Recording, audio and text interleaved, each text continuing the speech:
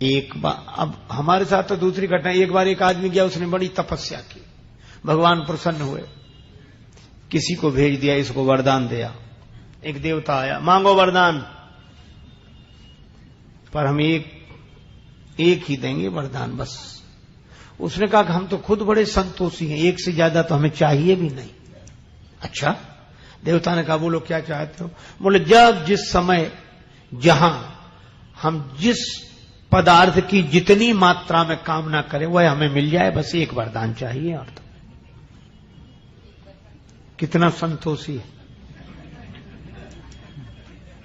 अच्छा, देवता भी कम चतुर नहीं होते। उन्होंने कहा कि दिया वरदान, पर एक शर्त है हमारी। क्या? बोले तुम जब जिस समय जहां जितनी मात्रा में जो पदार्थ चाहोगे मिल जाएगा, लेकिन तुम्हारे पड़ोसी को दुगना मिल जाएगा। उसे तब तो बात समझ में नहीं आई, लेकिन घर आया तो परेशान हो गया। हे भगवान, मेरा कच्चा झोपड़ा है, पक्का मकान बन जाए। बन गया, पड़ोसी के दो बन गए। अब वो अपने मकान की तरफ न देखे, उनकी तरफ देखे। किसने किया क्या है? तपस्या मैंने की, देवता हम पर प्रसन्न हुए, वरदान हमें मिला, तो हमारा एक है, इसके दो। अब वो जलने लगा, इतना रुपया मिल जाए, मिल गया, पड़ोसी को दुगने मिल गए। सुख से रहना मुश्किल हो गया। एक दिन बोला कि हे भगवान, मेरे मकान के दरवाजे के ठीक सामने एक कुआं बन जाए। बोले दरवाजे के सामने कुआं क्यों बना रहा है? बोले पड़ोसी के द्वारे के दो तो बनेंगे। और इतने पर भी उसकी ईर्ष्या शांत नहीं हुई। बोला भगवान, मेरी एक आंख फूट जाए। बोले अपनी एक आंख काहे को फूटता? पड़ोसी की तो दोनों फूटेंगे, और दो कुएं किसी न किसी में तो गिरेगा। ये हाल है। इसीलिए सज्जन कौन? जो दूसरे को खुश देखकर खुश हो, दूसरे को सुखी देखकर सुखी हो। ये संत का लक्षण है, भक्त का लक्षण है। पर दुख दुख, सुख सुख देखे पर। श्री राम वृंदावन में ही बड़ा भारी संत भंडारा का आयोजन। तुलसीदास जी को कोई निमंत्रण नहीं मिला, पर पैदल पैदल अयोध्या से चले, वृंदावन भंडारे में जाएंगे। सीताराम सीताराम करते हुए आए। वृंदावन में जब आए, श्री नाभादास जी के यहाँ भंडारा था। बड़ी संतों की पंक्ति यहां से वहां तक लग चुकी थी, कोई जगह ही नहीं बची थी। और तुलसीदास जी आए तो भोजन का ही समय था, तो सबसे किनारे बैठ गए, बिना आसन के ही बैठ गए। पत्तल भी नहीं गिरी थी सामने। खीर परोसने वाला आया, बाबा तुम्हारे आगे तो पत्तल दोना नहीं है, किस पात्र में हम ये खीर परोसें?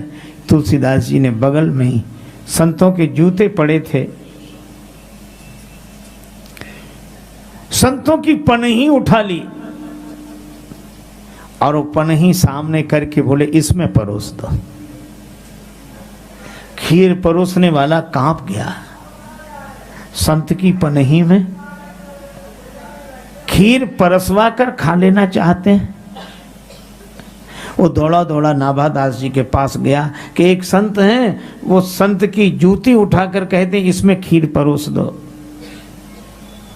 नाभादास जी ने जो वहीं से सुना तो उन्होंने वहीं से कहा कि यह तो जिसमें इतनी विनम्रता हो, यह तो हमारे संत श्री तुलसीदास जी ही होंगे। और आकर